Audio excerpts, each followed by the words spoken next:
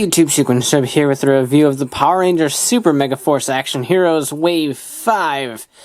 Yes, it's coming pretty late. I've actually had these for quite a while, but things got really busy, so I didn't get a chance to review them until now. In fact, I only found the red Aquitar Ranger in stores. Everyone else, I want to thank my buddy Chris for finding for me. You can check out his channel right here and in the description below, so do go ahead and check him out. Huge thanks for picking these up for me, because I wouldn't have found them otherwise. So the Wave 5 includes the Mighty Morphin White Ranger and the Super Megaforce Silver Ranger, which we took a look at already in the Wave 6 review, but we'll take a look at them again, because this is the wave that they were formally introduced in. The red Aquitar Ranger, the red Turbo Ranger, the red Lost Galaxy Ranger, the red Time Force Ranger, the Lunar Wolf Wild Force Ranger, the green Samurai Ninja Storm Ranger, the red Operation Overdrive Ranger, and then, of course, like I said, the Super Megaforce Silver Ranger. So, I mixed up those orders quite a bit, but anyhow, these range in varying degrees of prices from about $7.99 to $9.99 or higher, depending on where you pick them up. But that is usually the price range you can find these. Finding them now, I've heard a couple people finding them at Target still, but other than that, it's pretty much Dino Charge everywhere. So you're kind of pretty much out of luck for these, but good luck in the hunt if you do still need these. So without further ado, let's go ahead and just start with Tommy and work our way to Orion. Alright, so the Mighty Morphin White Ranger includes Saba, cast in white plastic. It's actually fairly decently detailed. As with all these weapons, you're going to notice this a lot on mine because they were in storage. The weapons bend really easy if they're not held straight, so I do recommend trying to find a storage for these that won't bend them. You can insert it right here on the belt, as with most of these weapons that would go on the sidearm holsters. And of course, you can hold Saba, which is probably how mine got bent, because it's a pain to get in there. But just like that, articulation wise, these do get in the way of the vertical articulation, but other than that, you have a pin and swivel system on all of these. Rotation at the head, single elbow joint, a swivel at the glove cuff right there, swivel down at the boot cuff, a single knee joint, and then the same sort of swivel system and the hips. So lots of articulation on these, so I always do appreciate that. It's probably an ankle tilt away from being honestly pretty perfect. But ankle tilts aren't a huge deal for me because they can stand just fine without them. So pretty decent articulation for the price point you're paying with these. And he's even painted on the back, so that is always helpful. So a pretty nice figure. In terms of the Legacy one, if you do plan on picking up the Legacy one, I wouldn't bother picking up this one, since they're the same exact thing and the Legacy one's painted better. So I really wouldn't bother picking up this guy if you plan on picking up the Legacy mold. Whether he's the best White Ranger or not, maybe not. The Super Legend ones was really good, so I gotta have it to that one, but this is still a pretty great figure overall. Next up is Orko, and considering that we never got 5-inch scale Alien Rangers, I was really looking forward to Orko, and it's a shame because he's probably the worst figure of the bunch. Not because his sculpt's bad. His sculpt is actually really great. The head sculpt's pretty good.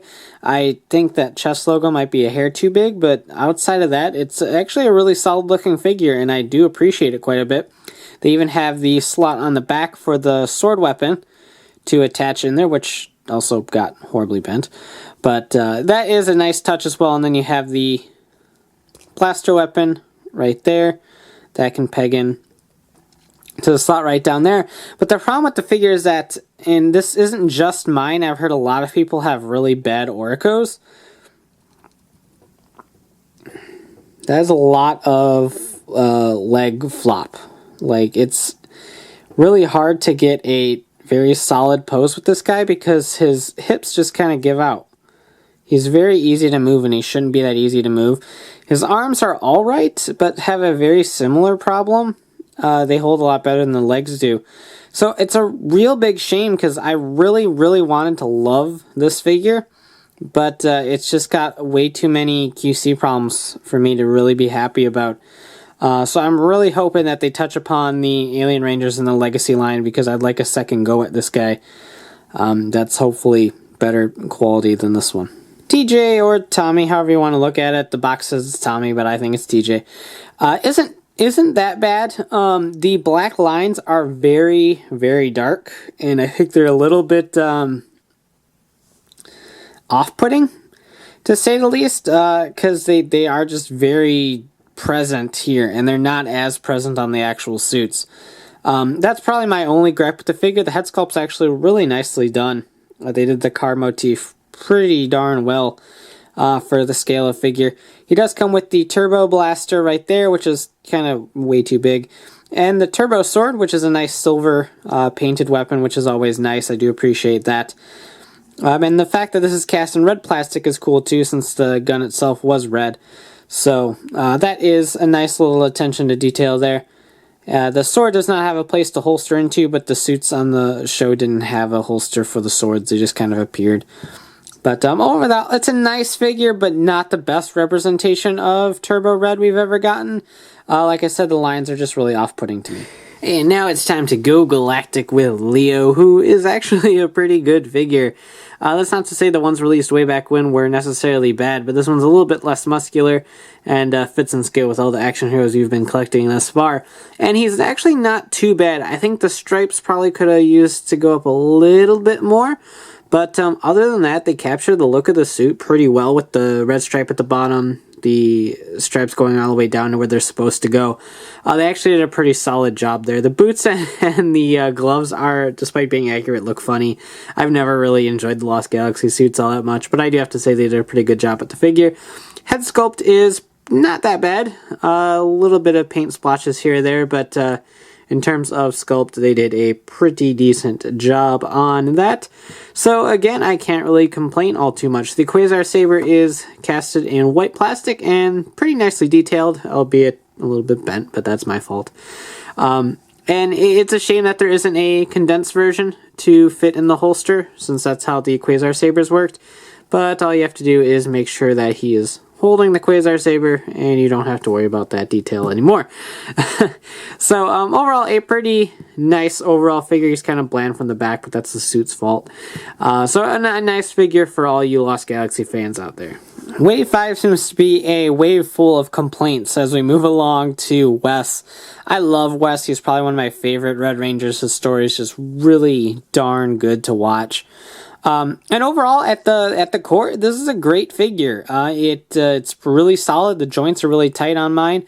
He has two big, pretty silver chrono sabers, which are really nice. The head sculpt is pretty darn accurate as well, and I have no complaints about the chest design at all. So overall, it's a nice figure until you look at his arm. They used the same mold as the Quantum Ranger. So instead of a Chronomorpher, he's got the Quantum Morpher. Which wouldn't be too bad if it was on this arm because of the one scene toward the end of the show where he has the Quantum Morpher and the Chronomorpher on. But this is just something that really shouldn't have happened. I get why it happened because they were like, oh, you said Time Force Rangers use the same parts. Not knowing that they molded a darn Quantum Morpher for the Quantum Ranger, which came out after him. So that's kind of weird to me, but... so outside of that, it's a really solid figure, but this is just kind of a glaring problem that's really hard to ignore when you know it's there. If you don't know it's there just looking at him, like at this angle, perfect. But if you know it's there, it's kind of something that can easily tick you off a bit. Alright, moving along to Merrick, I can safely say I don't really have any problems with this guy. Head sculpt is pretty top-notch. I really dig the way that they pulled off the wolf motif. It works really well here. The color is a nice sort of slightly silverish gray, which I think works really well. It's really hard to get that sort of level of silver and gray in these toys, and I think it looks pretty good to me. The symbol right there is tampoed on pretty nice. Same with the belt buckle, looks nice as well. And you even got the little diamond pattern down here on the legs. So really, overall, a nice figure. It does come with the Lunar Q in the sword mode, I believe it's called. And that just slots right into his hand pretty comfortably. Again, bent a little bit, but what can you do? So overall, this is actually probably my favorite of the wave, barring Super Megaforce Silver. I always liked the suit, and I've always liked the Wild Force suits in general, really. And I've always dug Merrick, and I really like wolves, so lots of biases in play here. But he's a really solid figure and probably my favorite of the bunch. Next up is Cam. I love Cam. Unfortunately, Cam also had 2 Super Legends figures that are, I think, overall better than this one. He does come with the Samurai Saber, but it doesn't come out of the bat holster that he's got going on. So he's just kind of always in bat mode, so it just kind of looks like Cam's toting around a baseball bat as his weapon for whatever reason. So I think that's a little bit unfortunate, since the whole bat and sword thing was kind of his motif, and now he's just always stuck with the bat. So he's just always a baseball player. It's not a bad figure by any means. I think it's pretty solid. Something seems off to me about the head sculpt. I'm not sure what it is, but it could just be me. The armor here does hinder the upward motion a little bit, just like the Mighty Morphin White Ranger, but it's not nearly as much because they don't protrude quite as much as the White Ranger does. This does not come off. He is not a transformable figure or anything like that. But overall, he's probably my second favorite of the bunch. He's still a very solid figure. The Super Legends one and even the one that came out during Ninja Storm are both really good figures too. So he's got so many good figures going for him that it's really hard to fully appreciate this guy. But as it stands, it is a pretty nice figure if you don't have any representation of the Ninja Storm Green Samurai Ranger yet. Alright, next up is Mac. And Mac's not too bad whatsoever. The figures that we got during Overdrive weren't terrible either. So if you have those already, there's not a huge reason to pick this one up. The chest logo in the middle is outlined all in black, which I think is also a little bit off-putting. Those black lines that they're using on these figures are really bold. And sometimes they work and sometimes they just really don't. And this is one of the cases where it doesn't. Head sculpt is good though. His limbs are a little bit loose, but not as bad as Orico's. Does come with the Drive Defender and the Drive Lance. So he's got those that can pop out of the holster and plug into his hand, if I can get it, which seems to be a feat in itself. Some of these guys like just have really tight hands, and then some of them just the weapon flops around. But overall, a nice figure. The Drive Lance is cast in red, which is accurate since it is a red weapon. And the Drive Defender is a nice silver color. Given the fact that the Drive Defender was white, it doesn't really matter a whole lot there. But a decent figure. The Drive Lance could stand to be a little bit longer. And it could have been, since the Super Silver Spear is actually quite long. But again, not a bad figure, but not particularly one of their best either. And finally, we have Super Megaforce Silver, which, as I said earlier, is my favorite figure of this wave. With Merrick being my favorite of the Legendary Rangers.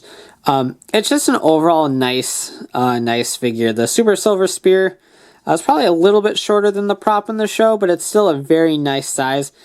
And it does include the Super Silver Spear in the gun mode as well, which is actually a nice gold painted plastic, which I think is a nice touch. I wish the spear was too. I don't know why they didn't do both of them, which is a little bit off. But since he can't really wield both of them at one time, we'll just give him the spear, since I like that mode of the weapon better. He fits in perfectly with the other Super Megaforce Rangers. No problems there whatsoever. And it's just a nice looking figure overall. The gray used could have been a little bit brighter, but they've been pretty consistent with the gray plastic that they've been using for all of the Silver Rangers present in this line. So I can't really argue with that one. It saves on money and keeps everything pretty consistent. But overall, it is a nice figure and easily my fave of the bunch. So overall, while I do like the wave, it is probably the weakest wave so far. It's just riddled with so many QC problems that it's really hard to ignore. Between the Green Samurai Ranger not being able to have a sword, to Orico's floppy legs, to Wes's Quantum Morpher, there's just all sorts of problems in the wave that are pretty hard to overlook in some cases. That doesn't mean they're necessarily bad figures. A lot of them do have pretty solid joints. I do like the level of articulation that the line has to offer, and I like the fact that all of them, for the most part, match really well, and it does look great on a display. I'll try to get a picture of that up sometime on my blog of all of the currently released action heroes. standing together in a Forever Red-esque sort of thing. I'll try to get that going, but overall, I do recommend picking them up if you've been collecting them thus far. They're not bad enough to warrant skipping them and not completing your collection. But if you're only after certain Rangers, there are better figures out there in most cases for these, which is unusual for me to say because I really do like the Action Hero line. This batch just had some problems that I think kind of put them below some of the previously released figures. So pick up the ones you want if you can look past the QC problems, but other than that, there's better figures out there. So thanks for watching, take care, and have a great one. Bye.